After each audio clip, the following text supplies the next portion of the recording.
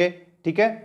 तो देखो पहला प्रश्न आता है अपना, इसमें पहला प्रश्न है राजस्थान का राज्य पक्षी एवं राज्य पशु का सही सुमेलित समूह है, यानी कि राज्य पक्षी कौन सा है। तो दोस्तों राज्य पक्षी की अगर मैं बात करूं तो वो है गोडावन और राज्य पशु है चिंकारा। ठीक है, देखो यहां पे मैं आपको कुछ एक्स्ट्रा चीजें हैं वो बता देता हूं।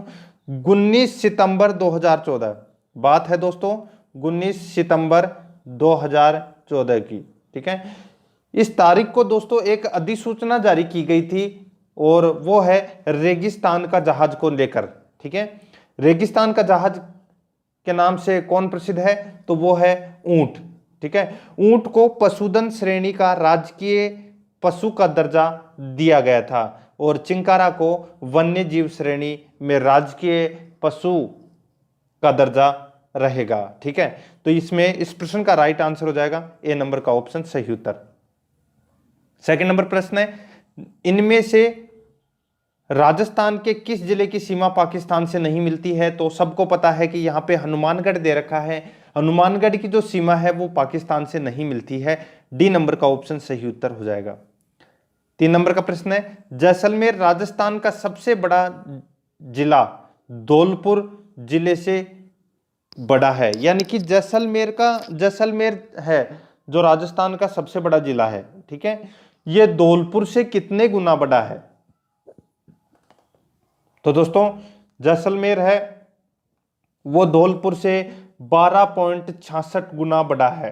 कितना बड़ा है, 12.66 गुना। जैसलमेर का कुल क्षेत्रफल है जैसलमेर जिले का वो है 38,401 वर्ग किलोमीटर। ठीक है, और ठीक उसी प्रकार मैं धौलपुर जिले का अगर बात करूं तो दोस्तों धौलपुर जिले का जो वर्ग किलोमीटर में क्षेत्रफल है वो है दोस्तों 30-33, यानी कि या 34 भी बोल सकते हैं इसको। तो अपन मान लेते हैं यहाँ पे 3033 वर्ग किलोमीटर। अब दोस्तों देखो 12.66 गुना ये इससे अधिक है। ठीक है, तो इसका राइट आंसर हो जाएगा वो है 1 नंबर का ऑप्शन सही उत्तर। 4 नंबर का प्रश्न है राजस्थान के थार मरुस्थल में द्रसदती नदी की घाटी में किस प्रकार के बालू का स्तूप चिन्हित होते हैं। तो दोस्तों किस प्रकार के बालू का स्तूप चिन्हित होते हैं, तो इसका सही उत्तर हो जाएगा वो है तारा बालू का स्तूप। ठीक है, तारा बालू का स्तूप। यहाँ पे देखो ये द्रसदती नदी है, ये गगर नदी का दूसरा नाम है। ठीक है, तो इसमें बी नंबर का जो ऑप्शन है वो इसका सही उत्तर हो जाएगा।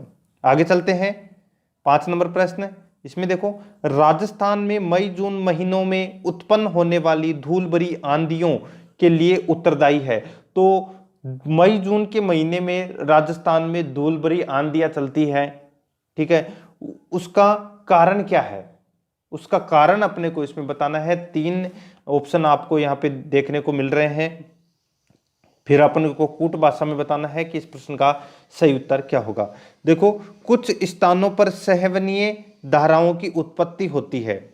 ठीक है, और देखो अरावली पहाड़ियों का दक्षिण पश्चिम हवाओं के समानांतर होना, अति तीव्रगामी पूर्वी हवाओं की उत्पत्ति। तो दोस्तों इस प्रश्न का राइट आंसर हो जाएगा ये, इसमें 2 तो इसमें गलत है। कुछ स्थानों पर सहवनीय धाराओं की उत्पत्ति होती है, उसकी वजह से दोस्तों मई जून महीनों के अंदर धूल भरी आंधियां चलती है। तो केवल एक इसका राइट आंसर हो जाएगा ए नंबर का ऑप्शन। 6 नंबर प्रश्न है राजस्थान के किस प्रदेश में एंटीसोल समूह की मृदा मिलती है। तो एंटीसोल समूह की मृदा है वो किस समूह में मिलती है, तो वो है पश्चिमी समूह में। ठीक है, यानी कि पश्चिमी भाग में एंटीसोल। पश्चिमी भाग समझ गए होंगे, जैसलमेर, जोधपुर, बाड़मेर, बीकानेर जो क्षेत्र है ये पश्चिमी क्षेत्र कहलाता है। नेक्स्ट पार्वती किसकी सहायक नदी है। तो पार्वती है ये चंबल की सहायक नदी है। ठीक है, चंबल की सहायक नदी है पार्वती।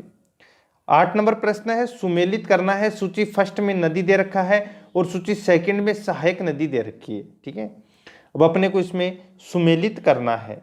तो यहाँ पे देखिए दोस्तों लूनी नदी की जो सहायक नदी है वो कौन सी है, आप सभी को पता होना चाहिए दोस्तों। लूनी नदी की जो सहायक नदी है वो है जवाई। माही देखो आपने नीचे सुना होगा सोम माही जाकम का त्रिवेणी संगम होता है, तो माही नदी की सहायक नदी है सोम। ठीक है। साबरमती, अब देखो यहाँ पे जो साबरमती नदी है इसकी सहायक नदी है वो है वाक्कल, और काली सिंध की सहायक नदी है परवन। ठीक है। इस प्रश्न का राइट आंसर हो जाएगा 3 4 1 2। ठीक है। कूट भाषा में इसका सही उत्तर हो जाएगा ए नंबर का जो ऑप्शन जिसमें 3 4 1 2 दिया गया है। 9 नंबर प्रश्न है, सुमेलित करना है। एक तरफ है सूची फर्स्ट में बांध और दूसरी तरफ सूची सेकंड में जिला है, तो दोस्तों अपने को बताना है कि कौन से जिले के अंदर कौन सा बांध बना हुआ है। ठीक है। बहुत अच्छा क्वेश्चन है। तो यहाँ पे देखो ये गागरोन है, गागरोन बांध है, ये दोस्तों कहाँ पर है, तो आप सभी को पता है कि गागरोन कहाँ पर है, झालावाड़ में। ठीक है। इसमें देखो गरडाडा, गर्राडा, तो ये कहाँ पर है, तो ये दोस्तों बूंदी में है गराडा बांध। और मोरा सागर बांध है, ये कहाँ पर है, तो ये सवाई माधोपुर में है। और टोकरा बांध है वो कहाँ पर है, तो ये सिरोही में है। ठीक है। इस प्रश्न का राइट आंसर हो जाएगा दोस्तों 4 1 3 2, 4 1 3 2, यानी कि ए नंबर का जो ऑप्शन है वो इसका सही उत्तर हो जाएगा। 10 नंबर प्रश्न है, राजस्थान में वनों की कमी का मुख्य कारण है, तो वनों की कमी का जो मुख्य कारण है वो कौन सा है, तो इसका सही उत्तर हो जाएगा वो है, सबको पता होना चाहिए दोस्तों, जलवायु परिवर्तन है ये वनों की कमी का मुख्य कारण माना जाता है। ए नंबर का ऑप्शन सही उत्तर। 11 नंबर प्रश्न है, घना पक्षी विहार पक्षियों का स्वर्ग माना जाता है, यहाँ का मुख्य आकर्षण क्या है, तो घना पक्षी विहार है ये पक्षियों का स्वर्ग तो माना जाता है, लेकिन दोस्तों यहाँ का मुख्य आकर्षक केंद्र है वो क्या है, तो वो है साइबेरियन क्रेन यानी कि साइबेरियन सारस। नेक्स्ट है 12 नंबर प्रश्न है, निम्न में से कौन सा युग्म सही सुमेलित नहीं है, तो यहाँ पे आप देख सकते हैं दोस्तों किन्नू, जो बूंदी दे रखा है दोस्तों इसमें, तो गलत दे रखा है ये। ठीक है। किन्नू, माल्टा, मौसमी ये है, ये गंगानगर जिले में सर्वाधिक इनका उत्पादन होता है, तो इसका राइट आंसर हो जाएगा डी नंबर का ऑप्शन। इसबगोल जालोर में होता है, लहसुन बारा में और मेहंदी सोजत में। ठीक है। डी नंबर का ऑप्शन सही उत्तर। 13 नंबर का प्रश्न है, सुमेलित करें, सूची फर्स्ट में खनिज दे रखा है और सूची सेकंड में दोस्तों खनन क्षेत्र दे रखा है। तो देखो पन्ना, पन्ना का खनन क्षेत्र है वो कौन सा है, तो पन्ना का खनन क्षेत्र है दोस्तों टिक्की गढ़बोर। ठीक है। और तांबड़ा का राजमहल बागेश्वर, मैग्नीज का लीलावाणी कालाकुंटा, और तांबा का कोल्हन और मगोनी। ठीक है। यहाँ पे ये देखो खनन क्षेत्र में जो गांवों के नाम हैं वो आपको इसमें याद रखने हैं, क्योंकि इनमें से आपको प्रश्न जरूर देखने को मिलेगा इन गांवों के नामों में से। ठीक है। तो इस प्रश्न का राइट आंसर हो जाएगा 1 2 3 4, यानी कि ए नंबर का जो ऑप्शन है वो इसमें सही उत्तर हो जाएगा। 14 नंबर का प्रश्न है, निम्नलिखित में जरीब द्वारा भूमापन में कौन सी व्यक्तिक मूल नहीं है, तो जरीब द्वारा भूमापन में कौन सी व्यक्तिक मूल नहीं है, इस प्रश्न का जो सही उत्तर हो जाएगा वो है फीते की अशुद्ध लंबाई, फीते की अशुद्ध लंबाई। डी नंबर का जो ऑप्शन है वो इसका सही उत्तर हो जाएगा। नेक्स्ट है 15 नंबर का प्रश्न है, भूमापन हेतु इलाही गज का उपयोग किसके शासनकाल में हुआ, तो यहाँ पे इलाही गज का उपयोग है वो किसके शासनकाल में हुआ, तो ये अकबर के शासनकाल के दौरान हुआ था। बी नंबर का ऑप्शन सही उत्तर। नेक्स्ट है, आहड़ का प्राचीनतम या प्राचीन नाम था, आहड़ का प्राचीन नाम है वो ताम्रवती नगरी था, ताम्रवती नगरी। ए नंबर का ऑप्शन सही उत्तर। 19 नंबर प्रश्न है, 17 नंबर प्रश्न है, 19वीं सदी या सदी, ठीक है, 19वीं सदी का प्रथम इतिहासकार जिसने राजस्थान की सामंतवादी व्यवस्था के बारे में लिखा वह कौन था, तो वह दोस्तों कर्नल जेम्स टोड था। ए नंबर का ऑप्शन सही उत्तर। 18 नंबर प्रश्न है, दोराई का युद्ध किसके मध्य हुआ था, दोराई का युद्ध है वो किसके मध्य, तो आप सभी को पता है जो औरंगजेब और दारा सिकों के मध्य ये दोराई का युद्ध है ये लड़ा गया था। ठीक है। और ये अजमेर के निकट लड़ा गया था। ठीक है। कब लड़ा गया था, तो ये 14 14 मार्च 1959 में यह युद्ध लड़ा गया था, जिसमें औरंगजेब की विजय हुई थी। तो औरंगजेब और दारा सिकोह के मध्य ये उत्तराधिकारी का युद्ध लड़ा गया था। डी नंबर का ऑप्शन है वो सही उत्तर हो जाएगा। 19 नंबर प्रश्न, 8वीं से 10वीं सदी तक राजस्थान में किस राजपूत वंश का वर्चस्व रहा? तो ये दोस्तों 8वीं से 10वीं शताब्दी की बात हो रही है। तो इसमें गुर्जर प्रतिहार, जो प्रतिहार वंश का वर्चस्व सर्वाधिक रहा। बी नंबर का ऑप्शन सही उत्तर। युद्ध भूमि में जाते समय अपने पति द्वारा निशानी मांगने पर अपना शीश काटकर भेंट कर दिया था, वह स्त्री या वह पत्नी कौन थी? तो इसका सही उत्तर हो जाएगा वह है दोस्तों सहल कंवर। हाड़ी रानी, देखो यहाँ पे सहल कंवर नाम नहीं दे रखा, तो हाड़ी रानी दे रखा है, तो इनको हाड़ी रानी के नाम से जानते हैं, वैसे इनका नाम है सहल कंवर। ठीक है, तो इसका डी नंबर का ऑप्शन सही उत्तर हो जाएगा। 21 नंबर प्रश्न, 1857 के विप्लव के समय राजस्थान में निम्नलिखित में से कौन कौन सी ब्रिटिश सैनिक छावनियां थी? देखो नसीराबाद, एरिनपुरा, नीमच, देवली, ब्यावर, खेरवाड़ा, ये सभी सैनिक छावनियां थी। इस प्रश्न का सही उत्तर हो जाएगा डी नंबर का ऑप्शन। 22 नंबर प्रश्न है, राजस्थान जाट क्षेत्रीय सभा बनाई गई, तो ये कब बनाई गई? ये बनाई गई दोस्तों 1931 में बनाई गई थी राजस्थान जाट क्षेत्रीय महासभा। 23 नंबर प्रश्न है, निम्नलिखित घटनाओं पर विचार कीजिए। तो यहां पे देखो मैं आपको बता देता हूं कि कौन सा कांड कब हुआ था। ठीक है, अपने को इनको कालक्रमानुसार व्यवस्थित करना है। देखो मैं सबसे पहले आपको यहां पे बता देता हूं डाबड़ा कांड। डाबड़ा कांड है ये नागौर में हुआ था और ये 1947 में हुआ था। कब हुआ था? 13 मार्च 1947 को डाबड़ा कांड हुआ था। डाबड़ा कांड। नीमूचना कांड है ये सबको पता है कि ये 14 मई 1925 को हुआ था, तो मैं यहाँ पे 1925 लिख देता हूँ। मानगढ़ पहाड़ी हत्याकांड है ये दोस्तों 17 नवंबर 1913 को हुआ था, तो यहाँ पे मैं 1913 कर देता हूँ। और ये चंडावल कांड है ये दोस्तों 1942 में हुआ था। कब हुआ था? 1942 में। अब आप इसको सुमेलित कर सकते हैं। ठीक है, जो ये चंडावल कांड है, ठीक है, ये मार्च 1942 में हुआ था। अब दोस्तों देखिए इस प्रश्न का जो सही उत्तर है वो क्या हो जाएगा? 4, सबसे पहले मानगढ़ पहाड़ी, फिर नीमूचना हत्याकांड, फिर चंडावल कांड और फिर डाबड़ा कांड। तो इस प्रश्न का सही उत्तर हो जाएगा वो है दोस्तों इसमें कौन सा? 4, 2, 3, 1, सी नंबर का ऑप्शन सही उत्तर।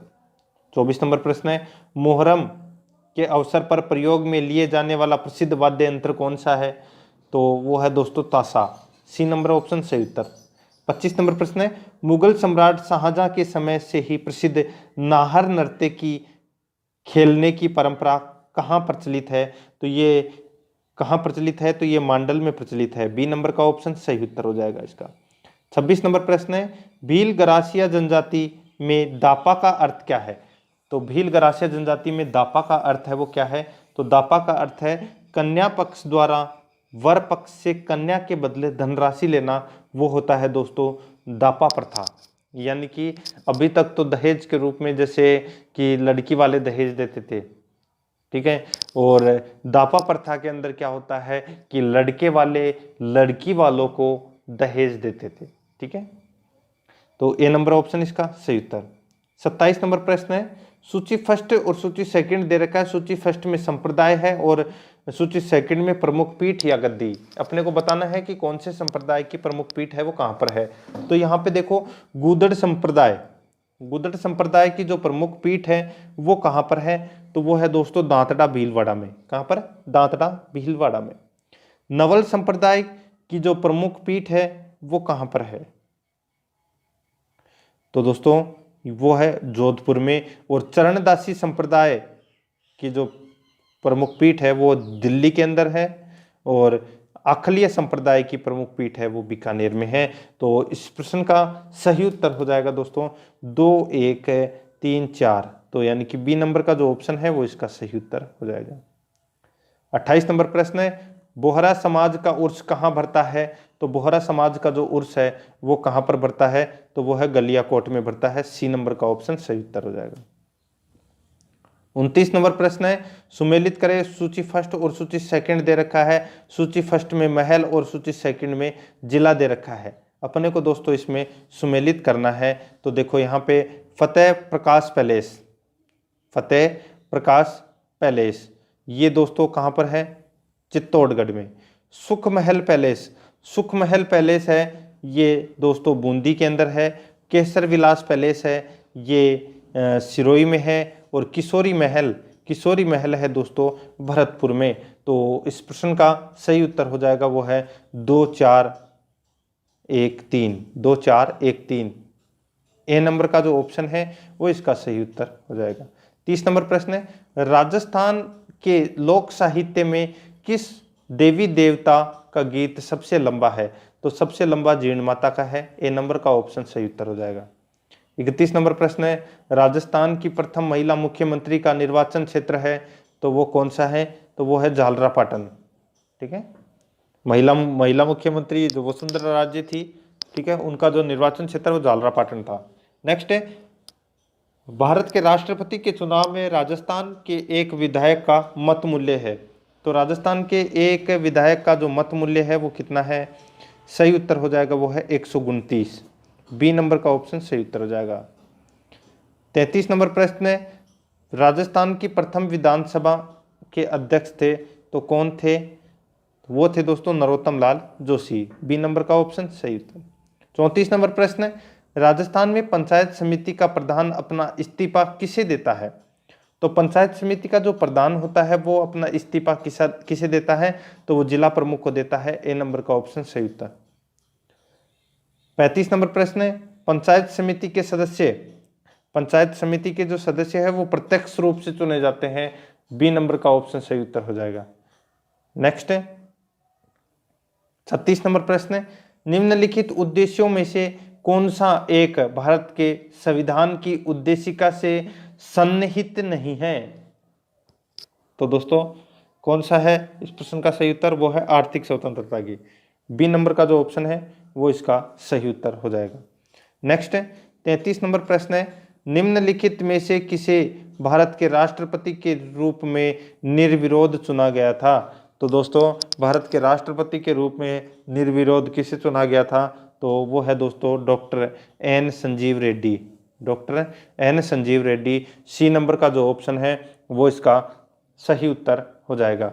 नेक्स्ट है 38 नंबर प्रश्न है, मंत्री परिषद में शामिल नहीं है, तो दोस्तों मंत्री परिषद में क्या शामिल नहीं है, तो मंत्री परिषद की अगर मैं बात कर रहा हूँ तो दोस्तों इसका राइट आंसर हो जाएगा वो है कैबिनेट सचिव है वो मंत्री परिषद में शामिल नहीं होता है। कैबिनेट मंत्री होते हैं, राज्य मंत्री होते हैं और स्वतंत्र प्रभार के मंत्री होते हैं। सी नंबर ऑप्शन इसका सही उत्तर। आगे चलते हैं 39, संविधान के किस प्रावधान में कहा गया है कि विधि के प्राधिकार के बिना न तो कोई कर लगाया जा सकता है और न ही एकत्रित किया जा सकता है। ये कौन से आर्टिकल के तहत ऐसा कहा गया है संविधान में, तो इसका सही उत्तर हो जाएगा वो है अनुच्छेद 265 के तहत कहा गया है ये। ठीक है, कि विधि के प्राधिकार के बिना न तो कोई कर लगाया जा सकता है और न ही एकत्रित किया जा सकता है। नेक्स्ट है, संविधान का कौन सा अनुच्छेद सर्वोच्च न्यायालय को उसके द्वारा दिए गए निर्णय अथवा आदेश के पुनर्विलोकन हेतु अधिकृत करता है, तो इसका सही उत्तर हो जाएगा वो है दोस्तों इसमें कौन सा, अनुच्छेद 137। ए नंबर का ऑप्शन सही उत्तर हो जाएगा। 41 नंबर प्रश्न है, रसोई में इस्तेमाल होने वाले नमक, रसोई में इस्तेमाल होने वाले नमक की नीचे सूची दी गई है, इनमें से एक नमक का नाम गलती से उल्लेखित हुआ है, उस नाम की पहचान करें। तो दोस्तों अपने को उस नाम की पहचान करना है, इसका सही उत्तर हो जाएगा वो है कैल्शियम फास्फेट। दोस्तों देखो कैल्शियम फास्फेट हमारे शरीर की हड्डियों में प्रचुर मात्रा में पाया जाता है, इसका प्रयोग रसोई घर में है वो नहीं करते हैं। ए नंबर का ऑप्शन सही उत्तर। 42 नंबर प्रश्न है, एक जेल होता है, एक जेल है वो क्या होता है, एक जेल है वो एक द्रव में ठोस का सस्पेंशन होता है। जैसे अपन बालों के अंदर जेल लगाते हैं तो बाल ऐसे खड़े की खड़े रहते हैं, ठीक है, तो वो होता है एक द्रव में ठोस का सस्पेंशन होता है उसमें। नेक्स्ट है, इनमें से कौन हर एक मायने में एक वंशानुगत बीमारी है? इनमें से कौन हर एक मायने में एक वंशानुगत बीमारी है? इसका सही उत्तर क्या हो जाएगा? वो है दोस्तों थैलेसीमिया। ए नंबर का ऑप्शन सही उत्तर हो जाएगा। 44 नंबर प्रश्न है, पादप अपने द्वारा निर्मित शक्कर का क्या करते हैं? पादप अपने द्वारा निर्मित शक्कर का क्या करते हैं? तो उसे स्टार्च में बदल देते हैं, उसे स्टार्च में बदल देते हैं। बी नंबर का ऑप्शन सही उत्तर। सिर्फ सुनना है आपको मैं क्या बोल रहा हूँ, ठीक है। रोजाना मेरे साथ में चलोगे तो दोस्तों आपको काफी सारा नॉलेज मिलेगा, आप पेपर आसानी से सोल्व कर सकते हैं। 45 नंबर प्रश्न है, वायु फेफड़ों के भीतर प्रवेश करती है। वायु फेफड़ों के भीतर प्रवेश करती है छाती की पसलियों के हलचल के फलस्वरूप, ठीक है। तो ए नंबर का ऑप्शन सही उत्तर है इसमें। नेक्स्ट, इनमें से कौन सी बीमारी मच्छरों के द्वारा नहीं फैलती है? तो बीमारी है यहाँ पे टीबी है, टीबी दे रखी है, ठीक है। तो ये है, ये मच्छरों द्वारा नहीं फैलती है, ये एक जीवाणु रोग है। तो इसमें डी नंबर का ऑप्शन सही उत्तर हो जाएगा। 47 नंबर प्रश्न है, पुष्पित वनस्पति किस समूह से संबंध होते हैं? तो किस समूह से संबंधित होते हैं पुष्पित वनस्पति? सही उत्तर हो जाएगा इसका, वो है एंजियोस्पर्म से संबंधित। सी नंबर ऑप्शन सही उत्तर। 48 नंबर प्रश्न है, निम्न में से कौन सी जस्तीकरण की एक प्रक्रिया है? यानी कि गैल्वनीकरण की एक प्रक्रिया है, वो कौन सी है? तो इसका सही उत्तर हो जाएगा, वो है धातु की सतह पर जस्ते की परत चढ़ाना। बी नंबर का ऑप्शन सही उत्तर हो जाएगा। 49 नंबर प्रश्न है, सूक्ष्म जीवों द्वारा जैव विघटनीय जैविक पदार्थों के अपघटन के लिए आवश्यक ऑक्सीजन की मात्रा को क्या कहते हैं? तो दोस्तों आवश्यक ऑक्सीजन की मात्रा को क्या कहते हैं? तो इसका सही उत्तर हो जाएगा, वो है जैव रासायनिक ऑक्सीजन मांग। ए नंबर का ऑप्शन सही उत्तर हो जाएगा इसका।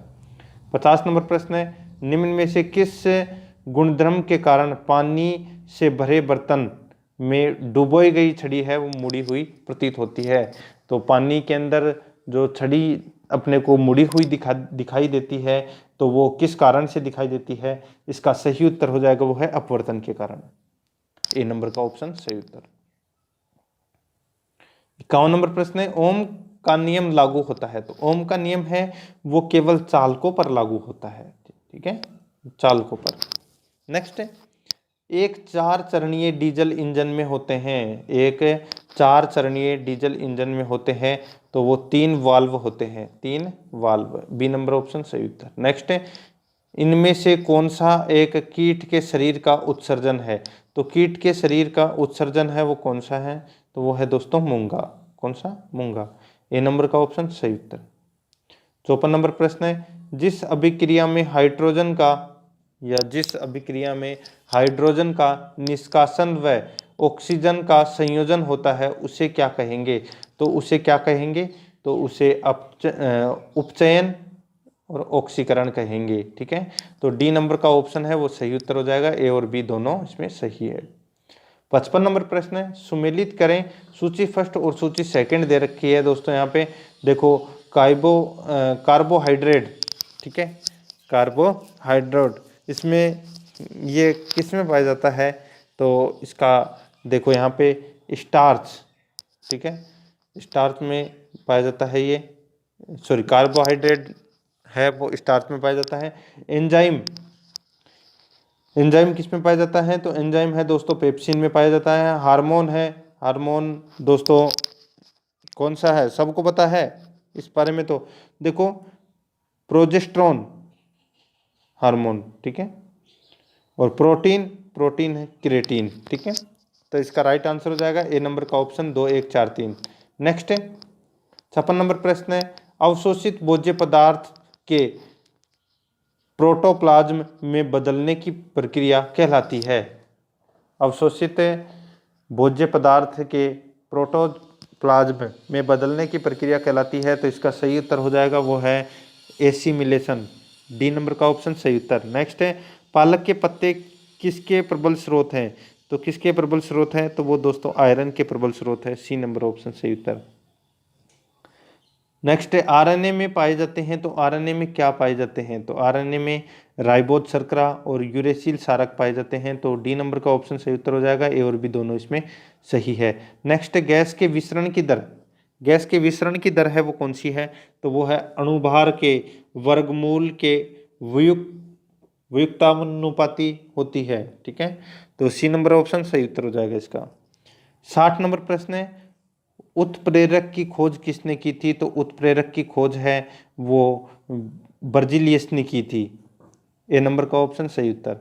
नेक्स्ट है, अंतर्राष्ट्रीय बालिका दिवस की थीम क्या है?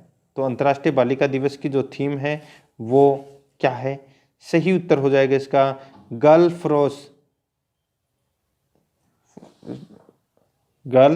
फोर्स। ठीक है, अनस्क्रिप्टेड एंड अनस्टॉपेबल, तो इसमें सी नंबर का ऑप्शन सही उत्तर हो जाएगा। नेक्स्ट है, 62 नंबर प्रश्न है, किस भारतीय को हाल ही में पोप फ्रांसिस द्वारा संत की उपाधि प्रदान की गई है?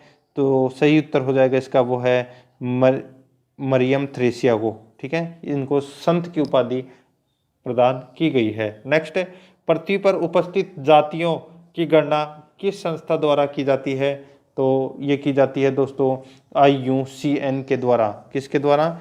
IUCN के द्वारा दोस्तों ये पृथ्वी पर उपस्थित जातियों की गणना की जाती है। नेक्स्ट क्वेश्चन है 63 नंबर प्रश्न, 64 नंबर प्रश्न है, भारत में नैनो तकनीक के जनक हैं, तो नैनो तकनीक के जनक हैं वो कौन है?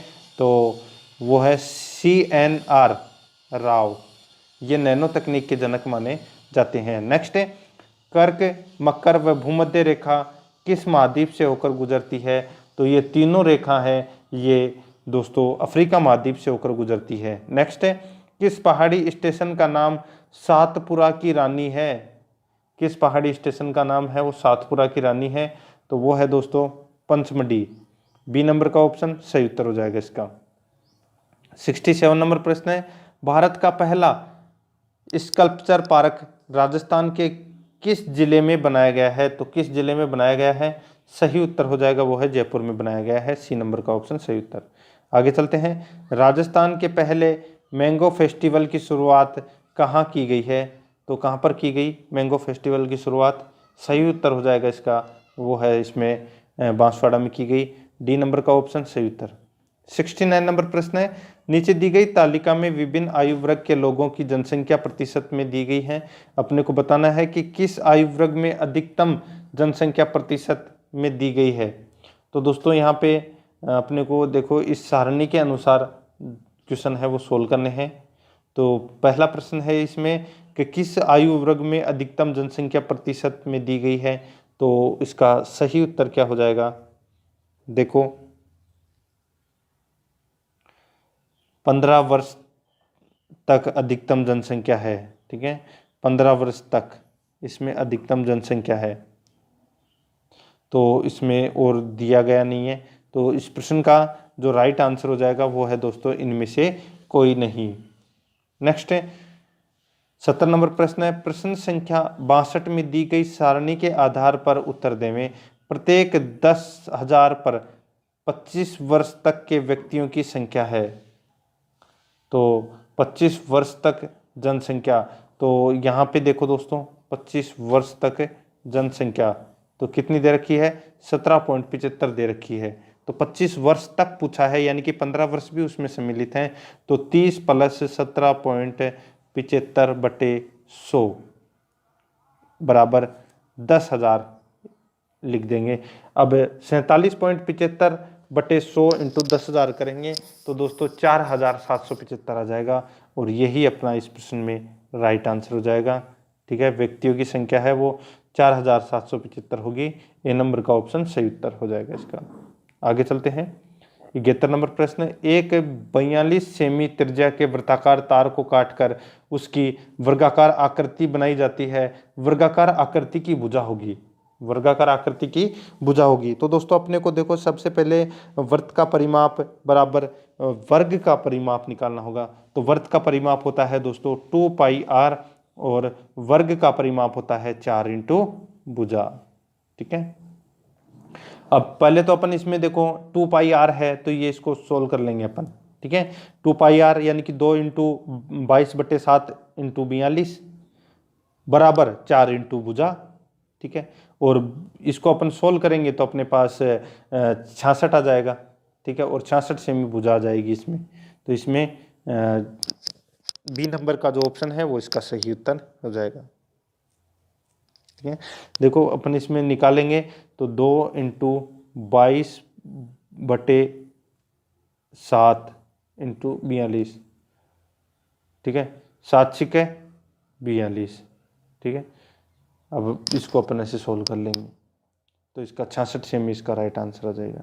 नेक्स्ट क्वेश्चन है 72 नंबर प्रश्न है, एक व्यक्ति अपने गोलाकार खेत के 10 चक्कर लगाने पर 4.40 किमी की दूरी तय करता है तो उसके खेत का क्षेत्रफल है। तो खेत का क्षेत्रफल निकालने के लिए अपने को पहले खेत का परिमाप निकालना होगा। और खेत का परिमाप निकालेंगे कैसे, तो दूरी बटे चाल, दूरी है कितनी 4.40 और चाल कितनी है 10। ठीक है, तो ये तो अपनी क्या है खेत का परिमाप। अब अपने को 2 पाई आर भी निकालना पड़ेगा। तो 2 पाई आर दे रखा है यहाँ पे, कितना दे रखा है तो 0.44। ठीक है, ये अपना इसमें 2 पाई आर हो गया। तो अब इसमें सूत्र लगा के इसको अपन सोल्व कर लेंगे आसानी से। ठीक है, इसका क्षेत्रफल निकालना है पाई आर स्क्वायर वाला, तो 22/7 इंटू आर निकालनी है सबसे पहले अपने को। तो पहले 2 पाई आर लगा के और आर निकालनी है, और आर निकालने के बाद में अपने को इसका क्षेत्रफल निकालना है। इसका राइट आंसर हो जाएगा दोस्तों 1.54 हेक्टेयर। सी नंबर ऑप्शन इसका सही उत्तर हो जाएगा।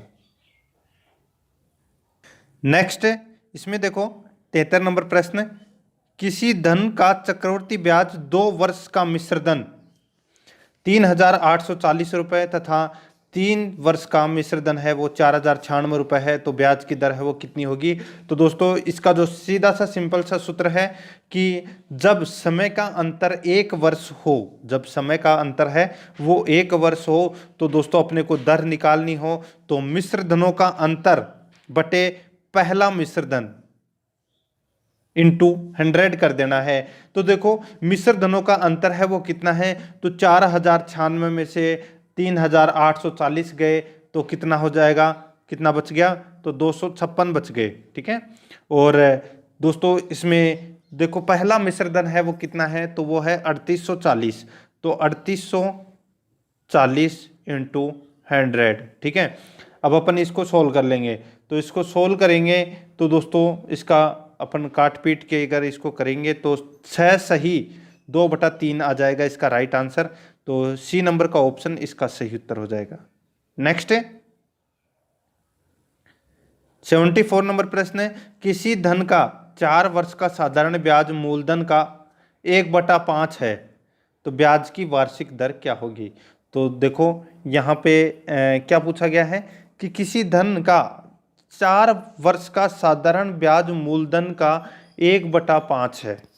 ठीक है, तो इसमें देखो 1/5 बराबर 1 इंटू आर अपने को निकालनी है यहाँ पे, तो आर इंटू 4/100। ठीक है, तो 5 चौक 20। ठीक है, तो 20 और इसमें नीचे 100 आ जाएंगे। तो दोस्तों 5% दर आ जाएगी इसमें। बी नंबर का ऑप्शन सही उत्तर हो जाएगा इसका। 75 नंबर प्रश्न है, मनीष 6 किमी प्रति घंटा की चाल से एक वर्गाकार मैदान के विकर्ण को 3 सेकंड में पार कर लेता है तो मैदान का क्षेत्रफल है। तो दोस्तों मैदान का क्षेत्रफल अपने को यहाँ पे ज्ञात करना है। तो सबसे पहले विकर्ण अपने को ज्ञात करना है, तो 6 इंटू 5 पे बट्टे 18 यानी कि 36 18 इंटू 3। तो दोस्तों 5 मीटर आ जाएगा इसमें विकर्ण। कितना आ जाएगा? विकर्ण है वो कितना आ जाएगा? 5 मीटर। ठीक है, अब आगे देखो दोस्तों, यहां पे क्षेत्रफल बराबर है विकर्ण स्क्वायर बटे 2, यानी कि 5 का स्क्वायर कितना हो जाएगा? 25, और 25 का आधा कितना हो जाएगा? 12.50 मीटर। इसका राइट आंसर हो जाएगा वर्ग मीटर, यानी कि डी नंबर का जो ऑप्शन है वो इसका सही उत्तर हो जाएगा। आगे चलते हैं। 76 नंबर प्रश्न, मनोज अपने घर से दफ्तर पैदल 4 किमी प्रति घंटा की चाल से जाता है और वापस साइकिल से 16 किलोमीटर प्रति घंटा की चाल से आता है। उसकी औसत चाल प्रति किमी घंटा है, तो उसकी औसत चाल प्रति किमी घंटा है वो कितनी हो जाएगी? तो देखो औसत चाल का सूत्र है, ठीक है, 2 × 4 + x + y। ठीक है, तो 2 × 4 × 16 बटा कितना हो जाएगा? 16 + 4 कितने होते हैं? 20। तो ये 20 हो गए। तो 64 × 2 तो कितने हो जाएंगे? 128।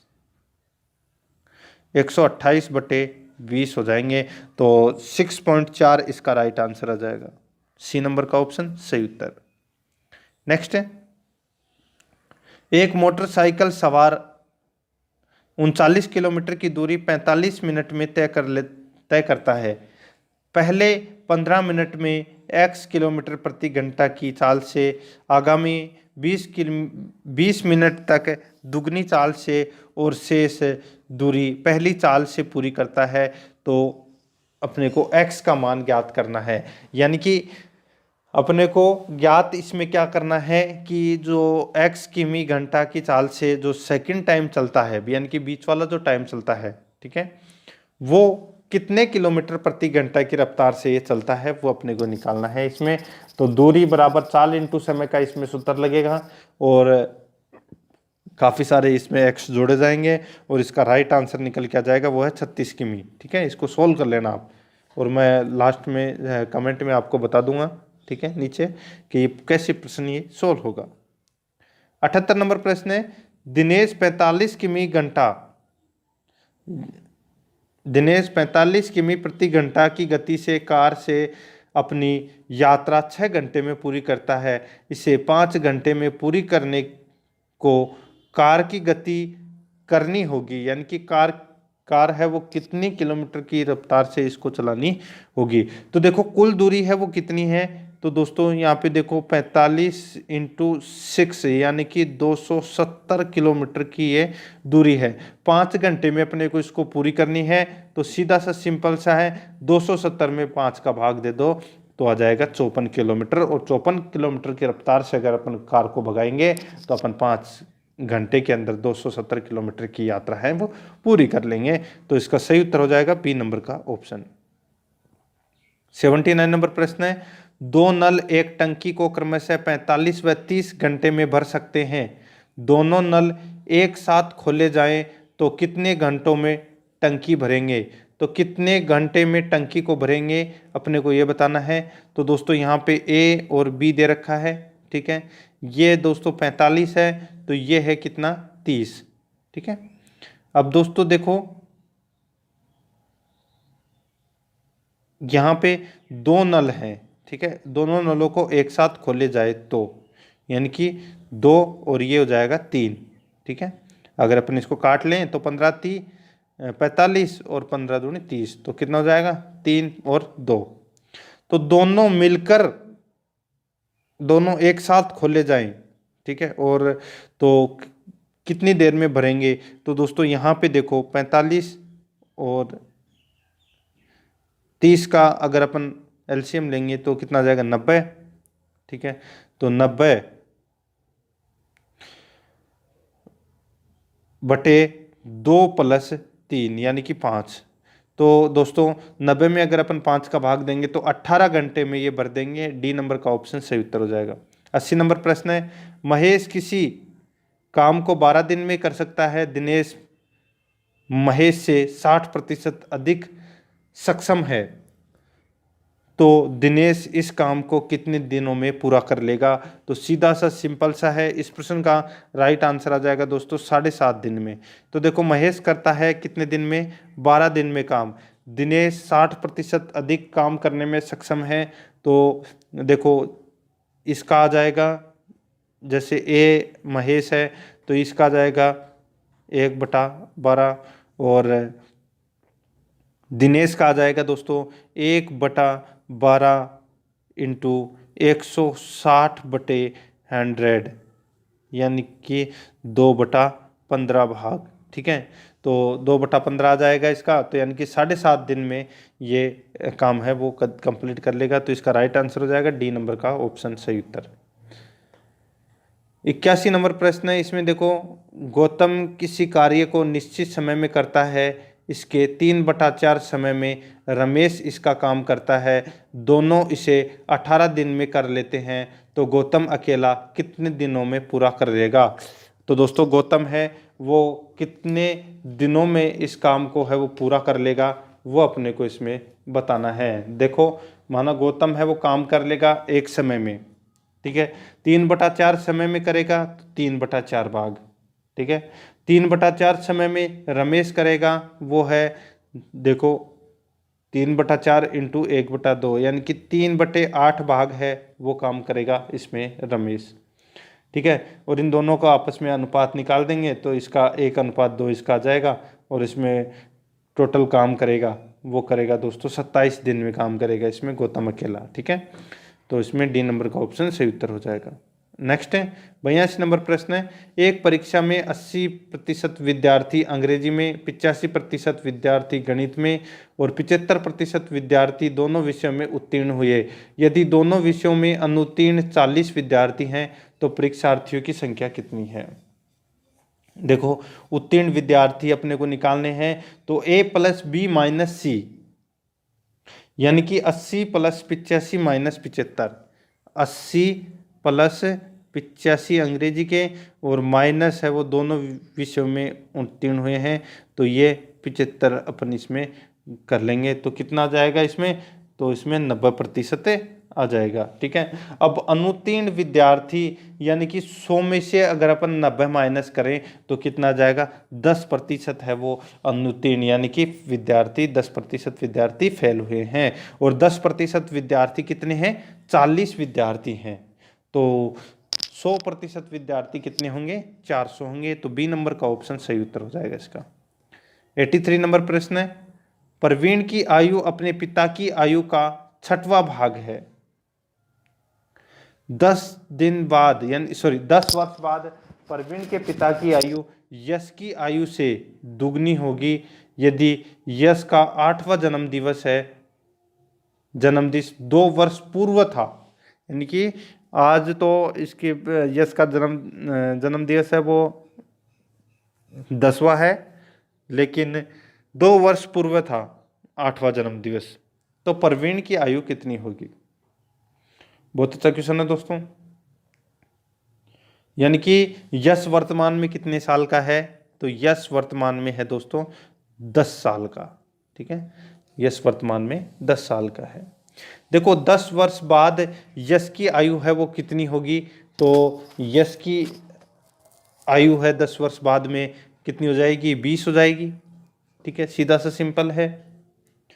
10 वर्ष बाद प्रवीण के पिता की आयु है वो कितनी हो जाएगी, यानी कि 2 × 20 यानी कि 40। ठीक है, 40 वर्ष हो जाएगी उसमें। ठीक है, प्रवीण के पिता की वर्तमान आयु कितनी है, तो 10 वर्ष अपन ने एक्स्ट्रा जोड़ी है आगे की, तो 10 कम कर देंगे तो 30 वर्ष हो जाएगी। ठीक है, और प्रवीण की आयु शुरू में देखो, प्रवीण की आयु अपने पिता की आयु का 6वां भाग है, यानी कि वर्तमान में 30 वर्ष आयु है, तो प्रवीण वर्तमान में 6 साल का है, तो इसका 6वां भाग हो गया, सॉरी 5वां, इसमें 6 का भाग दे देंगे तो 5 वर्ष आ जाएगा इसमें। ठीक है, 5 वर्ष का प्रवीण और इसका 6वां भाग है अपने पिता का, तो 5 वर्ष इसका राइट आंसर हो जाएगा। नेक्स्ट, 3 वर्ष पूर्व ए तथा बी की औसत आयु 18 वर्ष थी, सी के साथ मिलने पर औसत आयु 22 वर्ष हो जाती है, तो सी की वर्तमान आयु कितने वर्ष की है? तो सी की वर्तमान आयु है वो कितने वर्ष की है? तो देखो सी की आयु बराबर तीनों की आयु। अब अपने को इसमें सीधा सा सिंपल सा कुछ भी ऐसे भी कर सकते हैं कि ए और बी की औसत आयु कितनी है? 18 वर्ष। तो 18 दूनी 36, तो इनकी हो गई। सी के साल मिलने पर उनकी औसत आयु है वो 22 वर्ष हो जाती है। तो 22 दूनी 44 66, ठीक है, 66 हो जाती है। अब इसमें देख लो कि 66 में से अगर 36 गए तो कितने बच गए? तो 30 वर्ष बच गए, ठीक है। तो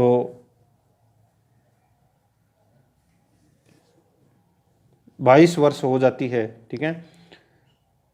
तो सी की वर्तमान आयु है वो कितनी है? तो सी की वर्तमान आयु है वो दोस्तों 30 वर्ष हो जाएगी, ठीक है। 18 36 36 और 66 जब तीनों की मिल जाती है तो, ठीक है, तो 30 वर्ष इसका राइट आंसर आ जाएगा। आगे देखो, जतिन और नितिन की आयु का अनुपात 3:5 है। उनकी आयु का योग 80 वर्ष है। 10 वर्ष पश्चात उनकी आयु का अनुपात होगा। तो दोस्तों यहाँ पे देखो, जतिन और नितिन की आयु का अनुपात कितना है? 3:5, ठीक है।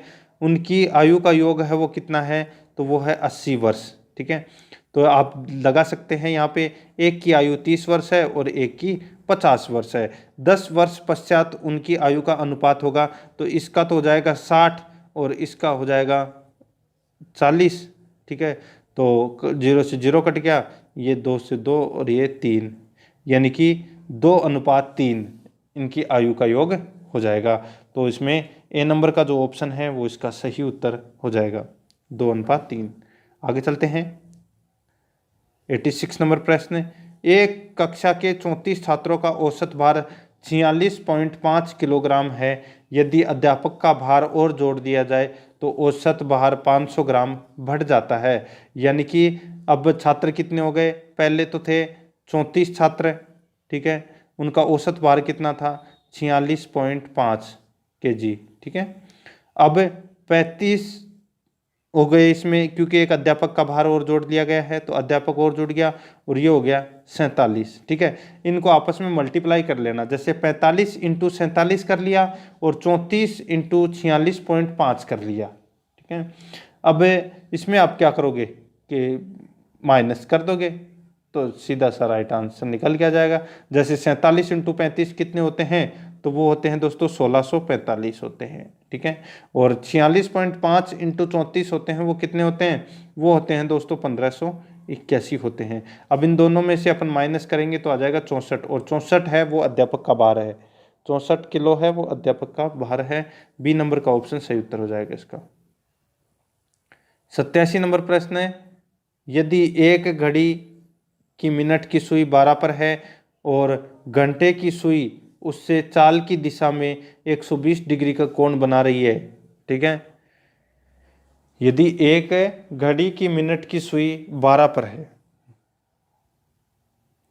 और घंटे की सुई उसकी चाल की दिशा में 120 डिग्री का कोण बना रही है, तो दोस्तों कितने बज रहे हैं? तो 4 बज रहे हैं। जैसे ये यहाँ पर है तो वो यहाँ पर है, ठीक है, ये वाला पार्ट। तो दोस्तों देखो यहाँ पे अपन इसको कोण भी अपन निकाल सकते हैं। कोण निकालने का सूत्र है 11 × मिनट माइनस 60 × बजे, ठीक है, बटे 2।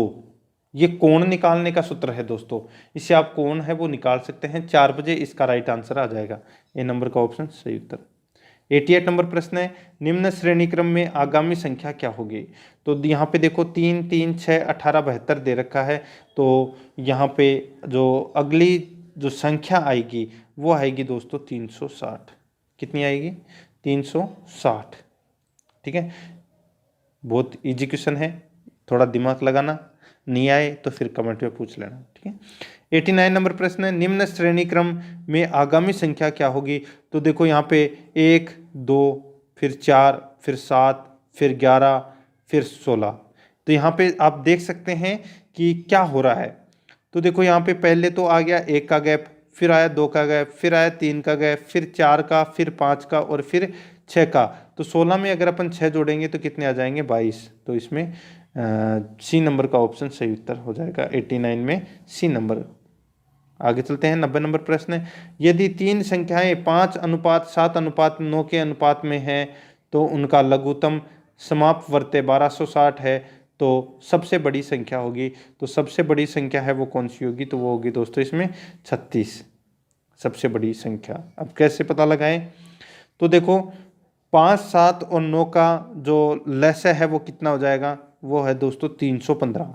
ठीक है, कितना है 315। तो 315 बराबर 1260 हो जाएगा। ठीक है, अगर अपन इसमें भाग देके देखें तो कितना आएगा, 1 बराबर कितना 4। ठीक है, तो 9 दे रखा है यहाँ पे, तो 9 × 4 करेंगे तो 36 आ जाएगा। डी नंबर का ऑप्शन सही उत्तर। 91 नंबर प्रश्न है, इसमें देखो 0.4 का क्यूब प्लस 0.6 का क्यूब दे रखा है और नीचे दोस्तों a² minus AB plus B² दे रखा है, यानी कि ऊपर दे रखा है a³ प्लस B³ का ये सूत्र लगा के आप इसको सोल्व कर सकते हैं। इसका डायरेक्ट आंसर है वो a + b होगा। तो a + b कितना दे रखा है, तो 0.4 प्लस 0.6 दे रखा है, तो कितना जाएगा 1। तो इस प्रश्न का राइट आंसर हो जाएगा बी नंबर का ऑप्शन। आगे चलते हैं, देखो श्याम के पास कुछ गायें तथा कुछ मुर्गी हैं, उनके सिरों की संख्या 48 है और पैरों की संख्या 140 है, तो उनके पास कितनी गायें हैं। तो गायें का पूछा जा रहा है यहाँ पे। ठीक है, तो आप कैसे भी इसको सोल्व कर सकते हैं। मुर्गी मैं यहाँ पे m लिख देता हूँ मुर्गी को, और गाय को लिख देता हूँ मैं यहाँ पे g। ठीक है, मुर्गी की कितनी टांगें होती है 2।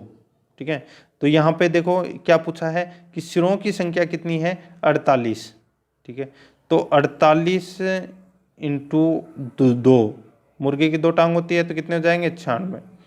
और यहाँ पे 48 × 4 करूँ तो कितना हो जाएगा 192।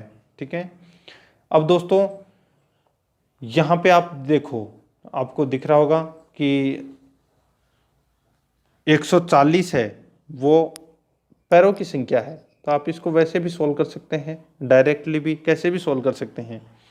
देखो यहाँ पे 48 बताया जा रहा है, तो ये क्वेश्चन है वो काफ़ी बार परीक्षा में पूछा भी जा चुका है। तो इसमें देखो जो 22 अगर अपन गाय लेते हैं, ठीक है, तो गाय के कितने पैर होते हैं 4, तो 22 × 4 कितने होते हैं 88। ठीक है, और मुर्गी के दोस्तों 2 पैर होते हैं, तो देखो 48 में से अगर 22 चले गए तो पीछे बच गए दोस्तों 26, और 26 को अगर अपन 2 से मल्टीप्लाई करते हैं, यानी कि 2 पैर होते हैं मुर्गी के, तो 52 हो जाएंगे। अगर 52 अगर दोस्तों अपन 88 में जोड़ते हैं तो 140 आ जाते हैं। तो इसका राइट आंसर हो जाएगा बी नंबर का ऑप्शन। 94 नंबर प्रश्न है, वह छोटी से छोटी संख्या ज्ञात करो जिसमें 15, 18, 27 तथा 35 का भाग देने पर शेष 9 बचे। शेष 9 बचे, बहुत अच्छा क्वेश्चन है। ठीक है, देखो वह छोटी से छोटी संख्या ज्ञात करनी है अपने को जिसमें 15, 18, 27 तथा 35 का भाग देने पर शेष फल है वो 9 बचना चाहिए। देखो 15, 18, 27, 35 का जो लसाअ है वो आता है दोस्तों 1890। ठीक है, और 1890 में अगर अपन 9 जोड़ देते हैं यानी कि 1899 कर देते हैं, तो दोस्तों अगर अपन इन किसी भी संख्या का अगर अपन इसमें भाग देते हैं तो शेषफल है वो 9 अवश्य बचेगा। ठीक है, तो इसमें 1899 इस प्रश्न का सही उत्तर हो जाएगा। आगे चलते हैं, एक वर्ग की चारों भुजाओं को स्पर्श करने वाले 1 मीटर त्रिज्या के गोले में बनी छायांकित भाग का क्षेत्रफल होगा। तो ये जो छायांकित भाग का जो क्षेत्रफल है वो अपने को इसमें बताना है। ठीक है, तो दोस्तों यहाँ पे आप देख सकते हैं, इसको सोल्व कर भी सकते हैं। इसमें वर्ग का क्षेत्रफल निकालना पड़ेगा अपने को, तो इसका सही उत्तर हो जाएगा वो है 1 - π/4 वर्ग मीटर। तो इसका राइट आंसर कौन सा हो जाएगा, वो है जो ए नंबर का जो ऑप्शन है वो इसका सही उत्तर हो जाएगा। आगे चलते हैं। 96 नंबर प्रश्न, कपिल अकेला एक काम को 16 घंटे में, आशीष अकेला 20 घंटे में तथा जितेंद्र अकेला 24 घंटे में पूरा कर सकते हैं। तीनों ने मिलकर काम पूरा किया जिसकी मजदूरी 777 रुपये मिली। मजदूरी में आशीष का हिस्सा होगा। तो दोस्तों यहाँ पे अपने को कपिल, आशीष और जितेंद्र ये लिखना है। ठीक है, यहाँ पे ये 16 घंटे में कर रहा है, ये 20 घंटे में कर रहा है और ये 24 घंटे में कर रहा है। ठीक है, अब दोस्तों यहाँ पे देखो तीनों ने मिलकर काम पूरा किया जिसकी मजदूरी है वो 777 रुपये मिली है। ठीक है, अब दोस्तों इसको अपन सोल्व करेंगे तो राइट आंसर है वो मैं आपको डायरेक्ट बता देता हूँ, 252 रुपये आएगा आशीष का हिस्सा। ठीक है, आशीष का हिस्सा है वो 252 रुपये आएगा। इसमें देखो अब पहले अपन को इसका एलसीएम निकालना पड़ेगा। ठीक है, तो इसका राइट आंसर 252 आ जाएगा। नेक्स्ट है 97 है, समान आर त्रिज्या वाले वृत्त निम्न चित्रानुसार एक दूसरे को स्पर्श करते हैं, छायांकित क्षेत्र का क्षेत्रफल होगा। तो छायांकित क्षेत्र का क्षेत्रफल है वो कितना होगा, तो इसका राइट आंसर हो जाएगा वो है दोस्तों, इसमें मैं आपको इसका डायरेक्ट आंसर बता देता हूँ। इस प्रश्न को आपको सोल्व करना है। ठीक है, तो 6/7r² ये इसका सही उत्तर हो जाएगा। नेक्स्ट है देखो यहाँ पे 98 नंबर प्रश्न है, बेमेल शब्द कौन सा है। तो बेमेल शब्द यहाँ पे देखो पृथ्वी, चंद्रमा, मंगल, बुध, तो इसमें कौन सा है बेमेल शब्द।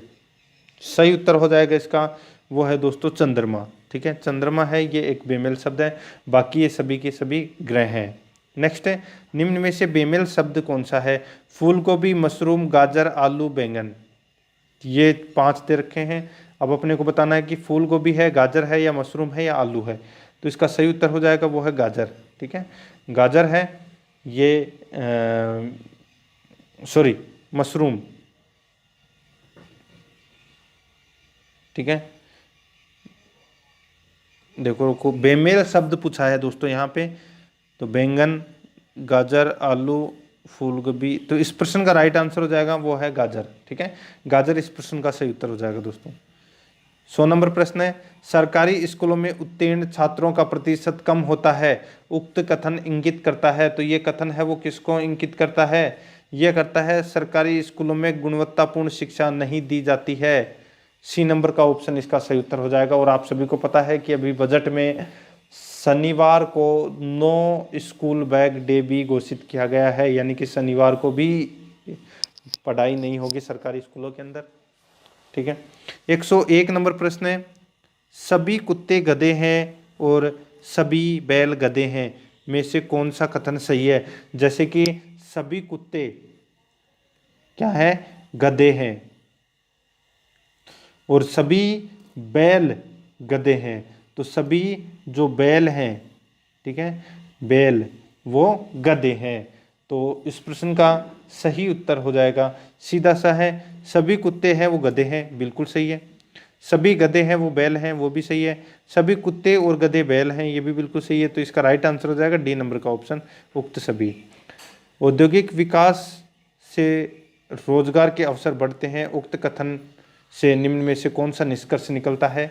तो निष्कर्ष है वो दोस्तों, मंदी से बेरोजगारी बढ़ती है। ए नंबर का ऑप्शन इसका सही उत्तर हो जाएगा। 103 नंबर प्रश्न है, किसी संख्या के घन और वर्ग के मानों का अंतर 100 है और उसके वर्ग और संख्या का अंतर 20 है, तो संख्या का मान होगा, तो संख्या का मान है वो दोस्तों कितना होगा, तो वो 5 निकल के आ जाएगा। आप देख लेना, बी नंबर का ऑप्शन इसका सही उत्तर हो जाएगा।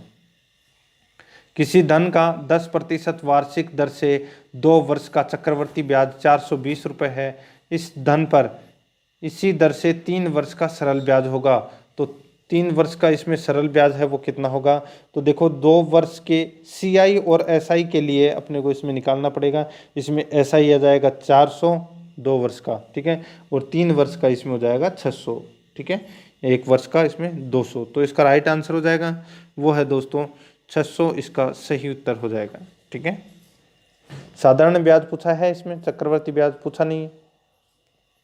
ठीक है, तो इसका 600 रुपये, सी नंबर का जो ऑप्शन है वो इसका सही उत्तर हो जाएगा। आगे चलते हैं, 105 नंबर प्रश्न। घड़ी को 1440 रुपये में बेचने पर 10% की हानि होती है, यानी कि अगर घड़ी 1600 रुपये की है और इसको अपन 10% हानि पे बेच देते हैं, यानी कि 160 रुपये के नुकसान पे बेच देते हैं, तो कितना बच गए? तो 1440 बच गया। कॉमन सेंस का क्वेश्चन है दोस्तों ये। उसे कितने रुपए में बेचा जाए कि 15% का लाभ हो जाए? तो सीधा सा है, 1600 का अगर अपन 15% निकालें तो कितना हो जाएगा? 8 या 24, 240 और जोड़ दे इसमें, तो 1840 में अगर अपन इसको बेचें तो 15% का लाभ हो जाएगा। ठीक है, तो ए नंबर का ऑप्शन इसका सही उत्तर। नेक्स्ट है 106 नंबर प्रश्न है, रवि को परीक्षा में उत्तीर्ण होने के लिए 36% अंक प्राप्त करने थे, उसने 24% अंक प्राप्त किए और वह 9 अंकों से अनुत्तीर्ण हो गया।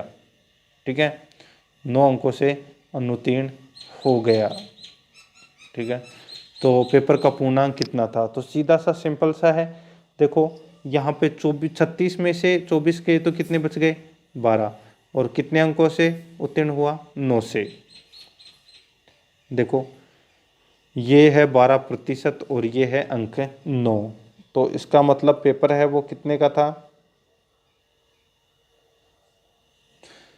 इसका मतलब पेपर है वो दोस्तों कितने अंकों का था? तो पेपर था दोस्तों इसमें 75 अंकों का। ठीक है, डी नंबर का ऑप्शन इसका सही उत्तर हो जाएगा।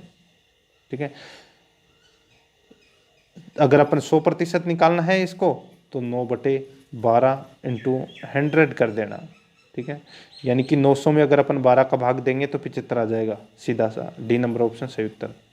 107 नंबर प्रश्न है, 5 व्यक्तियों यानी कि ABCDE का कोई समूह है जिसमें A B से नाटा है, A B से नाटा है परंतु E से लंबा है, तो E से लंबा है।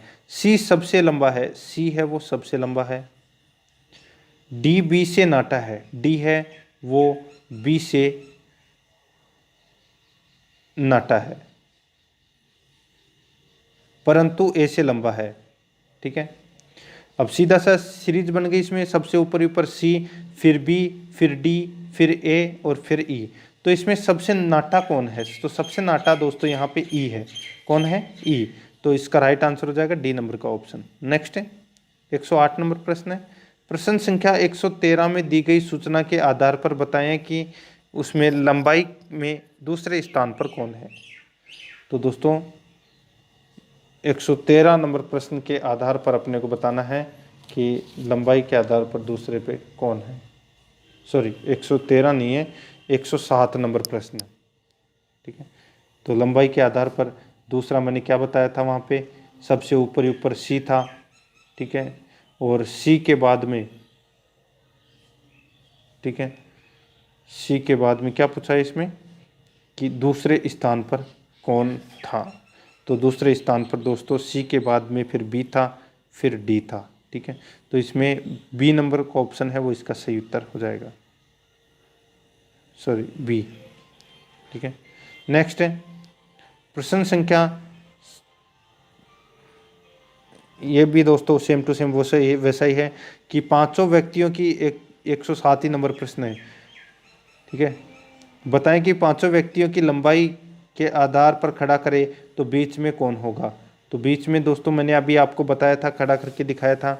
ठीक है, तो इसका राइट आंसर हो जाएगा वो है दोस्तों इसमें डी है वो बीच में होगा इसमें। ठीक है, C B D A और E ये सीरीज थी दोस्तों ये। नेक्स्ट है 110 नंबर प्रश्न है, यदि प्लस का अर्थ इंटू और माइनस का अर्थ भाग हो और इंटू का अर्थ माइनस और भाग का अर्थ प्लस हो तो यहाँ पे सीरीज दे रखी है, इसका मान क्या होगा। तो इसका मान आप आसानी से इसको चेंज कर सकते हैं। संख्या है मैं आपको डायरेक्ट बता देता हूँ कि क्या चिन्ह है, चेंज करने पर क्या हो जाएगा। तो 8 × 4 भाग का हो जाएगा दोस्तों इसमें प्लस, और फिर दोस्तों -18/9, 18/9 ये बन जाएगा। इसको आप आसानी से सॉल्व कर लेना, ठीक है। इसका राइट आंसर निकल के आ जाएगा, वो है 33। आगे चलते हैं, 111 नंबर प्रश्न है। एक कस्बे की वर्तमान जनसंख्या 1,76,400 है। इसमें 5% की दर से प्रतिवर्ष वृद्धि हुई है। 2 वर्ष पूर्व कस्बे की जनसंख्या थी। तो 2 वर्ष पूर्व कस्बे की जो जनसंख्या थी वो दोस्तों कितनी थी? तो सीधा सा सिंपल सा है, सबको आना चाहिए दोस्तों इस प्रश्न का सही उत्तर। तो x इंटू 105/100 इंटू 105/100 बराबर 1,76,400। इसको सोल्व कर लेंगे तो 1,60,000 आ जाएगा इसका। नेक्स्ट है, यदि p का अर्थ प्लस और q का अर्थ माइनस, r का अर्थ भाग और s का अर्थ x है, तो यहाँ पे वो देर की है। जैसे मैंने अभी आपको बताया था कि संख्याओं का उसमें चेंज करना था, ठीक है, भागु जोबा, यानी कि जहाँ पे p दिखे वहाँ पे प्लस कर देना, q दिखे वहाँ पे माइनस कर देना। तो यहाँ पे जो संख्या दे रखी है उनके आगे लगा के इसको सोल्व कर देना। इसका डायरेक्ट आंसर हो जाएगा दोस्तों, मैं आपको बता देता हूँ 55, ठीक है। 113 नंबर प्रश्न है, यदि सांकेतिक भाषा में माउथ को दोस्तों ये लिखा जाता है तो साउंड को क्या लिखेंगे? तो सीधा सा है, यहाँ पे देखो m को क्या लिखा है n, यानी कि 1 प्लस लिखा है। o को लिखा है q, यानी कि इसमें 2 प्लस लिखा है। u को दोस्तों लिखा है तो इसमें 3 प्लस लिखा है, ठीक है। और फिर दोस्तों इसमें t को लिखा है दोस्तों इसमें x, ठीक है। तो यहाँ पे देखो x लिखा है, ठीक है, इसको भी x लिखा है तो इसमें प्लस के 4 हैं, ठीक है। और h को लिखा है दोस्तों m, तो इसमें भी प्लस के 5 हैं, ठीक है। तो ये सीरीज बन रही है 1 2 3 4 5 की प्लस की। साउंड में भी ऐसे ही करेंगे अपन, तो इसका राइट आंसर आ जाएगा, वो है दोस्तों इसमें कौन सा, TQXRI, ठीक है, डी नंबर का ऑप्शन सही उत्तर। 114 नंबर का प्रश्न है, आउटपुट डिवाइसेज निम्नलिखित संभव बनाते हैं। सही उत्तर हो जाएगा इसका, वो है डाटा देखना या प्रिंट करना, ए नंबर ऑप्शन सही उत्तर। नेक्स्ट है 115 नंबर प्रश्न है, एक साधन है जो इलेक्ट्रॉनिकली डाटा प्रोसेस कर उसे सूचना में परिवर्तित करता है। सही उत्तर हो जाएगा इसका कंप्यूटर, बी नंबर सही। 116, आमतौर पर प्रयुक्त अधिकांश कंप्यूटरों या लैपटॉपों में नामक कमांड की नहीं होती है। नामक कमांड की नहीं होती है, तो कौन सी नहीं होती है? तो वो होती है दोस्तों टर्न ओवर। नेक्स्ट है, कौन सा पार्ट कंप्यूटर का ब्रेन है? तो कंप्यूटर का मस्तिष्क है वो कौन सा है? तो वो है CPU, ए नंबर ऑप्शन सही उत्तर। यदि आपने किसी किए गए या दिए गए कमांड के पूर्ववर्त स्थिति में जानने के लिए किस फीचर का प्रयोग करेंगे? तो किस फीचर का प्रयोग करेंगे? तो अनडू का प्रयोग करेंगे, ठीक है। नेक्स्ट है, यदि आप किसी एक फाइल के विभिन्न संस्करणों को पता करना चाहते हैं, निम्न में से किस फीचर का प्रयोग करेंगे? तो आप वो करेंगे दोस्तों एडिशंस का प्रयोग करेंगे, सी नंबर ऑप्शन सही उत्तर।